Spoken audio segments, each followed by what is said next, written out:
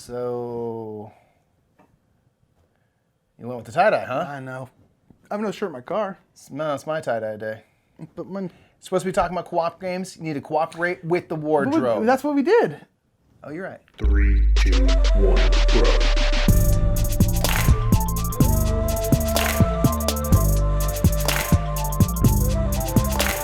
Yeah, we planned that. No, we didn't, but it worked out anyway. I'm Mike. I'm Nick. We are the Brothers Murph. It's time to talk about cooperative games. Yeah, this is one of the first. Circling back around. This is one of the first lists we did on our channel back in the dining room. the 80s. Back in the 80s. Was it really? Oh, it was before you moved, yeah. It was before we even moved in. So when yeah, I'm saying when we first started doing content, we filmed in our dining room. right. Then we moved to the living room. Then Mike moved here, and now we have this room, which is our studio. Nick, but it's like I'm about to move again. you are about to move again. This is We got this in just under the yeah, wire. This is probably one of the last top 10s we're going to film in this room. Wow. Oh. Anyway, so Very we're exciting. We're gonna talk about those great games where you work together. Put away all the combat and area control, fighting and stuff. Well, Let's work fighting. together. You're just not fighting each other. Right. You're gonna team up and fight someone else. This is gonna be our top 10 cooperative games.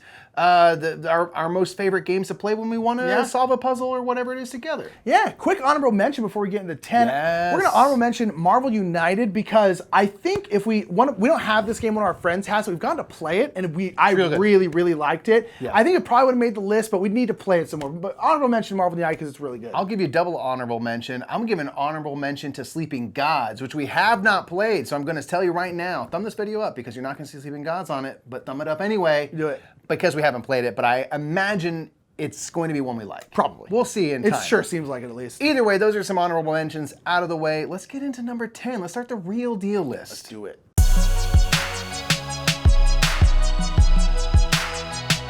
Our number 10 is a game that I honestly didn't expect really anything from. I thought it was gonna be cool. Like, our sister bought this for us because it's a cooperative game we could all play together, and she's a fan of movie monsters. Yeah, and this so is much that she has one tattooed on her leg. She does. She has a big swamp creature She's on a her big leg. swamp creature. This is Horrified. Horrified, yeah, and this is a game because it's like based off of like an IP. It's based off like Universal movie monsters. Specifically Universal movie monsters. Yeah, like old school monsters and stuff. And so it's just like it's by Ravensburger. So you're like, okay, Ravensburger's great. Yeah. But it's like it's an kind of this IP. It's kind of like a mass markety looking game. So I just assumed I was It like, is a okay, mass whatever. market game. Yeah, and our sister bought it for us, and then we played it, and I was like, that's actually pretty darn fun. But I was like, okay, cool, whatever. And then as we've played it more and more, I'm like, no, I really like Horrified. It's super enjoyable. So you get to choose like 2 or 3, depending on how hard you want to make the game, different monsters that you are fighting off and trying to overcome. And they all work a little differently. So they'll give you different goals. And you always have to kind of achieve a phase 1 and then go confront the monster themselves. And it's a cooperative game where you have like your own player that has a very minimal player power, but it gives you something specific that only I can do. And on your turn, you're moving around and you're picking up all these different items that are being laid around on the board and all the various spaces in this kind of village. And it's a pick up and deliver game. You need to get these items here, you need to get them to this other space and turn in some amount of them in different ways to overcome these monsters. Yeah, and all the monsters work differently. They all have different stuff you want to do, so it's nice because it's always kind of fresh and stuff. It's really fun. Yeah, I was very surprised, and every time we played, I'm always like, Horrified's great. It's really great. It's really fun. I love that each monster just functions differently in terms of what you have to do to overcome them. There's like different little puzzles and things. It's just a cool one. It's a good time. That's why it's number 10, Horrified. It's really good. Give it a shot. Go number 9.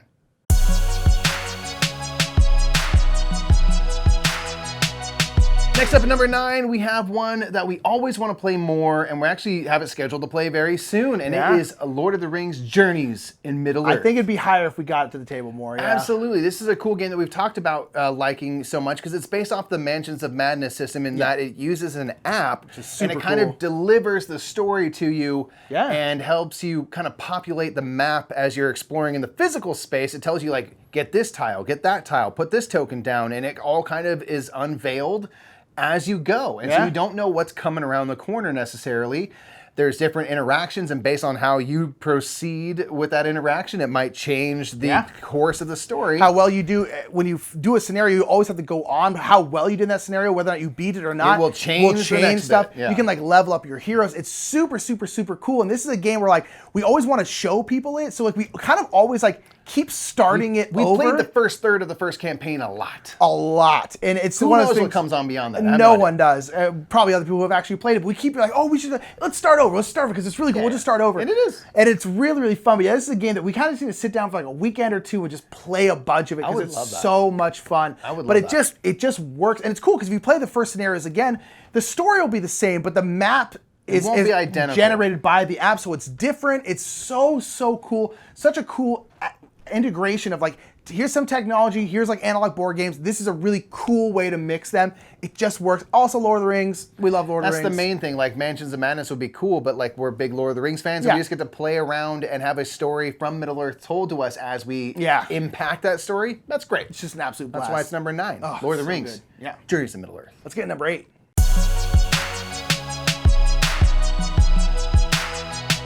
Number 8 is... Where would we be without you? We wouldn't have this job. Where would I be without you? In a gutter. Probably working like Starbucks. There's nothing wrong working at Starbucks, but we definitely wouldn't be doing this job. And this is Pandemic is our number 8 if you didn't know. This is a game that got us into the hobby. I think it's still one of the best gateway games out there. It's great. Cooperative is a great way to get into board games because there's no competition.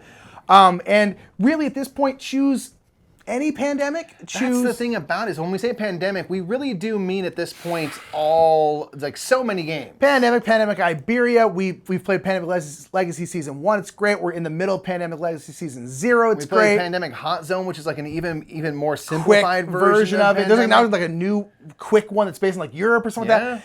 They're all great. They're all Pandemic. They're all very similar. They're all wonderful. Pandemic is a classic. I mean, it really is. How do you beat it? And I think it's fair. You know, it's dropped down our list because as we've just played more and more games, this is the game we've had the longest, the game we've probably played the most of, other than probably Marvel Legendary. It's just one of those things. It's still so good. It's still so fun. Always down to play it.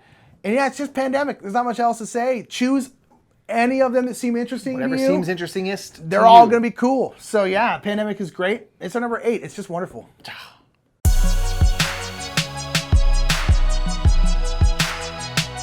Number 7 is fantastic because it's a great way to learn an entire new one system of gaming, and I'm very excited for the new one. This is The Crew. So this is it going to be different at all? I have no idea. I doubt it. I think it's going to be the exact same game. I can't imagine it, but then The Crew happened, and that's just different by it takes trick-taking games and puts it on its head by making it a cooperative experience where you can't just openly talk about what you have in your hand, but you have to communicate with the cards you play, just like you would in like Spades, a trick-taking game where you're on teams or something. You're sort of communicating to your partner, like, do you see what I got going on here? So now everyone at the table is in that same mode, and you can do very limited amounts of communication. Yes. But there is a little bit, which does make it nice. Yeah, because and you're basically given different missions, where it's like, this person here, you need to win this specific card. You need to win a trick that has the blue 4 in it. Boom, go. You need to win that specific card. With that specific card. And then the next one is like, you need to win this card, but they have to be won in this specific order. Yeah. This one, no one's allowed to talk. They just keep getting crazier and harder, and some are really hard. Yeah. We've played a lot of The Crew. Played a lot of it, and it's so just good. It's so fun because I just love the idea. I love trick-taking games, and I love being able to work together and someone can get better because in between rounds you might talk about those strategy things that you wouldn't necessarily talk about in a competitive game because I want to win, right?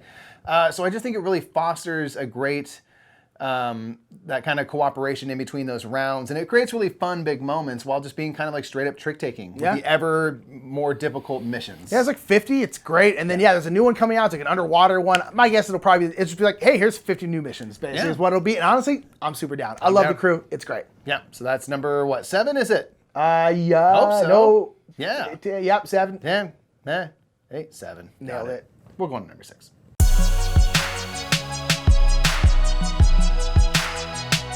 Number 6 is a game by Sponsor Daddies. Sponsor Daddy, thank you so much for your Restoration Games. This is a game called Stop Thief. This is Restoration Games brings back old games. This is a game back from the 70s that had kind of like the first like app integration game, but it was not an app at the time. It was just kind of like a sound card freaking thing that came in the box. Yeah. So this is a game where this is actually technically is a competitive game, but they added a co-op mode to it, and the co-op is kind of like most people's favorite way to play it. And honestly, I think it is the definitive way to play it. Yeah. So much so that in the new edition that's come out, there's actually different the bad guys you're taking down. Yes. There's a different now set ones you for use co-op. specifically for co-op, which is great because it makes the game even better. But this game is so cool. It's run also by an app, and this is a game where you're all working together, and there's this group of villains, criminals, running around there stealing Danny stuff. Atlantic. The Atlantic Danny 7, Atlantic and the Atlantic 7. Yeah, it's like you're very close, but not quite too close enough to get sued. Yeah. And so you are trying to catch them, but how you find out where they are is through audio clues. So the app will give you a clue. So it'll be like indoor walking, you'll hear a door open, you hear a window crash, and you're like, oh, they just went through a window spot, and there's spots that are like, okay, so they could be here, and you're just trying to essentially make the sequence. Okay, they walked inside, opened a door, walked outside, then broke a window. And it will so you're trying to clear where they are. Yeah, you're trying to deduce where it is, and it's really really fun. But the whole time they're stealing stuff, and they can only steal a certain amount of money before you lose. And so it's really really fun. The app integration works great. And it's very simple, and it's just so good. It's so fun, and this is one that like there's like a lot of cooperative games, but this is one that feels like extra cooperative, where we can sit and talk and be like, well, no, because that order I'm seeing over here, this could be this. And you're like, yeah, but remember, okay, then when they stole, they moved twice, and so I think they went this way, and so it really fosters that discussion. And in my experience, because of that discussion, I haven't felt too much of the quarterbacking where someone just hijacks everything. Because it's fun just to wonder about the puzzle. And like it is legitimately, for a while, at least if you get on their trail, cool, but like it's anyone's guess. And so it feels very like truly cooperative. Yeah, and it's just a blast. It's so much fun, and we really, really enjoy it. So that's why it's our number 6. It's Stop Thief. Good. Ooh, it's so good. Yeah. Love it forever. Let's go number 5.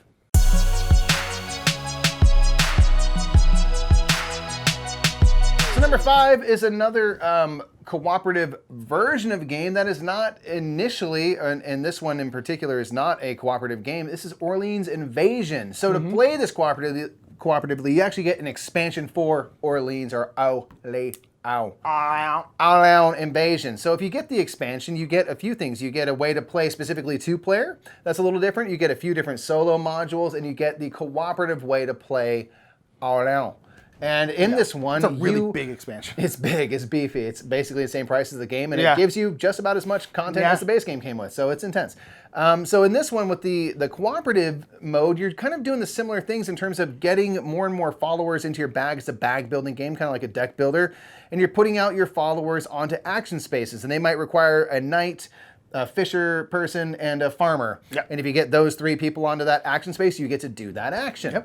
And so you're kind of doing this, but now we are working toward common goals. Yes. We have to overcome a frankly unfathomable amount of stuff. Like I've never won. It's really hard. Nick's gotten good at it finally, but like you have to get a certain amount of knights onto your wall to protect, because basically in the story, like there's people invading you. So you need to get ready for this invasion. So you need to get knights on the wall to protect yourself. You need to store food and drink for the winter that's going to come. You need to get all of your citizen tiles. You got to collect your citizens and get them inside the building. And then everyone has a specific goal that they also have to do. And if you don't do all of that, including everyone's individual goals, you lose. You just straight up lose. And there's a timer. There's a certain amount of rounds you have to do it, and it's hard. Time moves quick. So it's really fun to take this big, crunchy action selection deck or pool building game rather, and again, like the Crew.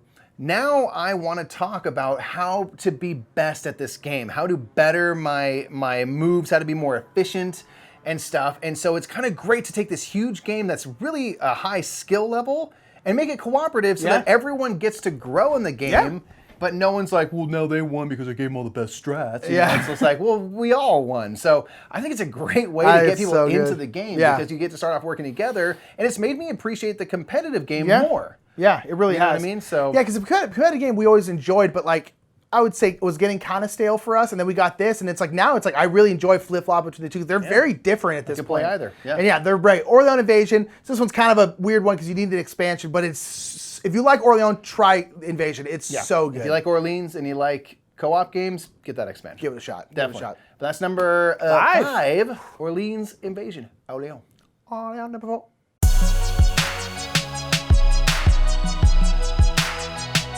On number 4 is the only way to play this game, in my opinion, at this point. And that is Codenames Do It! freaking ridiculously good. Codenames Duet. I liked Codenames. I always had. Yeah. But like I was always kind of like party game. I think it's all right. You know, yeah, it's cool. It's a fine little party game. Get six or eight people to play. Great. And then we heard about this 2-player only cooperative version. Everyone was like, Duh. "What, Vlada, you're crazy. What are you talking about? What in the heck are you saying? You make Bunny Bunny Moose Moose Mage Knight and then this? You're crazy." And he's like, "Yeah, pretty much." My dude is versatile. He's versatile. But this is a 2-player cooperative version where you have the set of cards like you normally do in Codenames, and you each have, I think, 9 words. 9 words, three but of which 3 of them are going to have. cross over, so you're going to have So there's them 15 both. total words. And you have to give each other clues like in normal Codenames, and you have to guess the words. But it just works. It works so well. Of like the same Codenames crunchiness of like, how do I make Lunchbox, Chair, and Russia? How do I do that? How do I connect these 3? And you have a certain amount of time. In this one, you have a certain amount of time. It's not just like Codenames where you just go until someone wins. Right. You have a certain amount of rounds you need to do it in, and you can't just go 1 clue at a time. You have to double up some clues. And it's really tough and really, really fun. And it's just so fun to like get into the person's head and just be like, we're here, we're here, we're here. And then on top of that, it's like a little campaign where you can like travel the world as just spies. changes the difficulty around. You Yeah, know? and some are harder, some are easier, and it just makes it all like, okay, now we're gonna try it where we only have 8 rounds and we can't make any mistakes. We make any mistakes, we lose. And it's just a fun little way to do it. I think it's a great game for like couples or like brothers or something like that, where you really know the other deep person. in with the inside jokes and things because you're like, this is a reference that you will understand, and it might only be you that understands Every it. single time we play it, I'm just like, God, this game is good, man. It's fantastic. It's just so much fun. It really is. It's such a weird, simple shift to be like, oh, we'll make it 2-player and cooperative, but I'm like, man, You're like, yes. you made this the ultimate way to Yeah, play. Like, pretty I much. will play the Codenames. Yeah. But believe me, I would much rather play Codenames Duet. Every single time. 100%. Yeah, Codenames Duet is great. I absolutely love it. It's so good. It's at number 4. Let's get to number 3.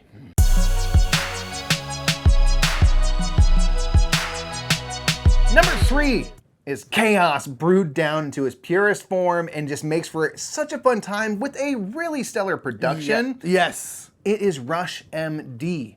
This is a follow-up to Kitchen Rush, which now it's has its a new final edition. form, yeah. It's its final form. Now I know the Kitchen Rush new edition has a smooth some things out, but we're beyond Sanded some that. We're edges. Rush MD heads now. So Yeah. in Rush MD, this is a real-time cooperative game where you are using sand timers for workers, and you are trying to treat patients. You're running a hospital, You're getting outpatient and then inpatients. Inpatient people need tests to figure out what's wrong with them. They might then require surgery and stuff, and you're trying to manage keeping supplies in your hospital, getting all of your patients seen to and treating them properly. And you only have 4 minutes, and when you place a worker, a nurse, or a doctor down, you have to wait until all that sand goes through the timer before you can use that worker again. And that is them working on whatever their task is. Yeah. And that's such a brilliant thing to way to play with time in an analog sense, where your workers have to wait. Yeah. You just are always saying they're like, There are times you're "Please just go like, faster." You're like, I need to get each person has a blood doctor, and then into there's this 4 person. kind of communal nurses, Yeah. where anyone can use And the anyone can use nurses, those. but there's also certain spots that only doctors can go to, or only nurses Only can go to. doctors can run like the tests. Yeah, and do only doctors MRIs can and perform things. surgery, but Yeah. in surgery, only nurses can like administer meds. So it's like this weird So dance you have to good. do, and then all the tests you have to do, like blood culture tests, all this kind of stuff. They're all like their own little mini game. Yeah. And all of that is happening simultaneously while you're like watching all the timers. Like, we're at a saline bag. We need more syringes. I am working on this. And then you have these legit little plastic syringes, and you have to like put stuff in the syringes. The production is like so ridiculously It's so fun. You good. get tweezers because you can't touch the organs with your hands. Yeah, you have to like these grab with tweezers. and It's so good. awesome. It is so good. And it's chaos, but it's achievable chaos. Unlike Kitchen Rush, at least in our opinion, was too hard. Yeah. Whereas this is like very achievable, and it's so good. But it's not like pure chaos, like something like No. Fuse, No, which you is do just have like this 4 is just minutes. all chaos. Yeah, you have 4 minutes, but it's and it's quick, just you know? it works. It runs so smoothly. It runs so well. It's just an absolute blast. I love so Kitchen fun. Rush, not Kitchen Rush, Rush MD. Both are good, but Rush MD is just, again, its final It's form. its final form, yeah. The addition of the little mini games and stuff is so great. Both of them honestly are great. The Rush games are just cool. Yeah. They're just They're cool. just a cool and concept. super different. Like Oh, Rush yeah. MD is a game unlike any other that we have, which is rad. That's what you hope for. Yeah. That's why it's number 3. Yeah. Let's go ahead and get number 2.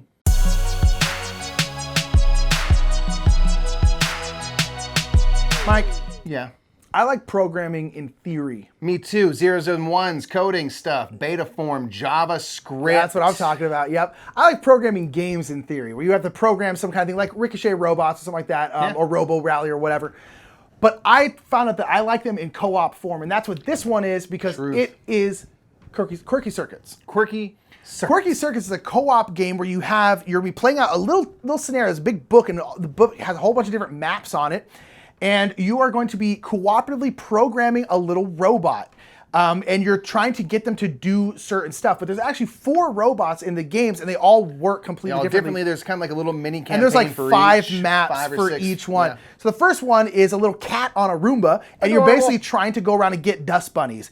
But you have all this stuff on the little board. There's these vases that you don't want to hit because you'll knock them over. Yeah. And so you're cooperatively programming, pretty easy, right? The problem is you can't talk about what you're doing. You can't talk about the cards you have. On the backs, it'll show some amount of information. It'll tell you either it's a turn or it's a move. It's a move, yeah. And so it's like, the problem is, are you moving forward or are you moving backward? Might be backward, or it could be side, depending on the robot. Or it could be like 3 spaces forward, not 1. So you're trying to put these things down, and everyone has to contribute at least 1 card to the program, and the program has to be at least 5 cards long. Yes. And so it's one of these where you're like, okay, you clearly have a turn card. I'm going to assume that's a turnaround. So I'm going to play this and turns out and see it if wasn't you a played. If turnaround. you're not playing, I'm like, okay.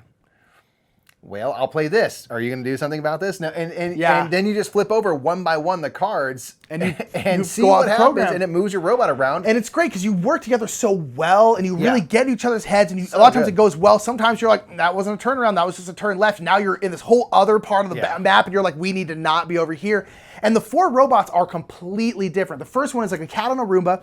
The second one is this cute little like gardening bee robot. Yeah. And that one is interesting because you're flying, and so you have like momentum. Yeah. So you can like go straight and then turn, but then you'll keep drifting. So you have to factor that into your movement. The third one is like this cute little robot dog that's like an archaeologist. Yeah. And it's like digging us up, but that one can like jump up stuff. And the fourth one is the crazy one. It's like this robot sushi chef, and it can't move. It can only like turn, and you're trying to like pick up these sushi plates and put them down, and it's... And those sushi plates, of course, it go freaks on the you conveyor out. belts, which then move them around. Yeah, so they're moving. It's so much fun. Oh my gosh. I really hope it comes out with an expansion someday. Yeah, and because each character has their own little campaign, with each subsequent map of the same character, they become more difficult. Yes. And the difficulty legitimately ramps up to the point where I'm like, there are many missions there. I'm like, we have never succeeded. The first one's always like doable. You're like, okay, cool. And then you go to the kind second of one, how and they you're work. like, what? Yeah, it just puts you right in the fire. It's so much fun. And so good. we talking beep boops the entire time. You're not allowed to talk. You're like, beep boop, beep boop, beep boop, beep boop, beep boop, beep boop, beep boop. Or something you're like, beep boop, beep boop. And so it's really great. Quirky Circuits is so freaking good. So fun. It's so fun. Highly recommend, and that's why it's our number 2. Yeah, let's get number 1. You'll never guess it.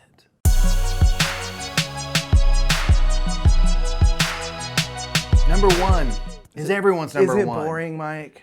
Yes, it's boring, but it's also accurate. It is Gloomhaven. I know. We're disappointed too. I know. Not really, because it is great. So it's like hard to be disappointed, but it's like we wanted to be contrarian and be like, we're just gonna choose this other random game. We're gonna make it 8. But I'm like, it's the number 1 game of all time, and I'm like, there is not really good. a game, let alone a cooperative game, that creates this gigantic, epic, ongoing, extended story where you have characters that go through like their entire life as a mercenary and then retire, and then you bring in a new one, and they go on this epic journey as well, and they level up, and like the fact that you can go through this such a big story and experience something. It's just not been done, except for Isaac Childress is just doing it again. He's James Cameron, who's just like, hey, I already made the biggest movie. Maybe I should just break my record real quick. Here's Avatar. Kaboosh! And you're just like, okay, like, all right, James. Geez, flex on it him. really is. I mean, it's just, it's so darn good. And it's like, and I think one of the main things is like, it's a dungeon crawler. Like the mechanics and stuff are cool, but they're not like, it's not like no one's ever seen something. Like they're definitely different in their ways. Done well. It's done so well, but I really think the main thing is, and this is not true of just Gloomhaven, but it's like you legitimately get good at your character. You really learn the synergy of your character, and your character gets better as themselves. They literally level up. It really is. It's so much fun. If you haven't played the digital version, it's just Gloomhaven, but digital, so you don't have to set up a takedown. It's so good. I played through Jaws the Lion with my roommate. I still want to play through it with you. Yeah, I'm down. But it's just Gloomhaven. Yeah. But it is so darn good. The characters are super interesting. It's just, I'm excited for Frosthaven. It is legitimately so good. We're actually just a little plug. Sometime this summer, we're going to play all of Gloomhaven in 1 week. We're going to try to do another challenge. We'll play all of it in 1 week. Flexing on them. So if you're curious if it's able to do in a week, I'm going to say yeah. If you're watching this way in the future, you might see like a card here. Maybe. If you're watching this on the day it releases, there will be no card here. But in the future. Yeah, so. exactly. But nonetheless, it's like, it's incredible.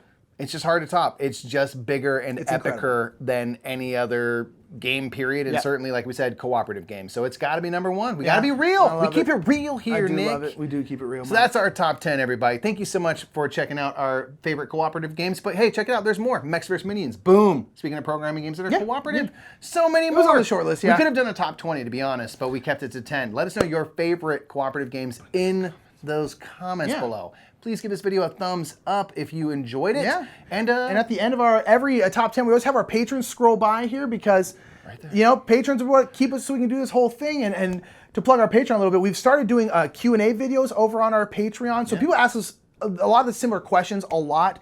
And sometimes we do metagame minutes for them, but sometimes we're just like not a full top 10 we can do. Chats. And so now we have a bunch of Q&A videos. They're free for everyone, so you don't have to be a patron to see them. But you can check it out over there. If you want to, throw a couple shekels our way. You have no idea how much it helps and how much we appreciate it. Huge. But yeah, go over there and check out those videos. We're trying to come out with a new question video every single week. So yeah, check it out. And yeah, that was cool cooperative stuff. Cooperative games are they're great. I'm always interested in them. They'll always have a place in our hub. If I hear it's cooperative, I'm always like, well, let me think about this. Really? Then. What are you doing it? So that's it for us, everybody. Until next time, I'm Mike. I'm Nick. We'll see you in the next top 10. Bye, everybody. God, it feels good to work together, Nick. I know, Mike. Look how we coordinated so well. Do you know how you can work together? By subscribing. All of you can subscribe together. Join the giant Team Bing Bong team, man. Yeah, indeed. Make sure to thumb this video like Mikey said. Check out another top 10 over there. You know what? Another top 10 right there. All top 10s all day. Wrecked. Thank you so much, and we'll see you next time. Bye, everybody. Bye.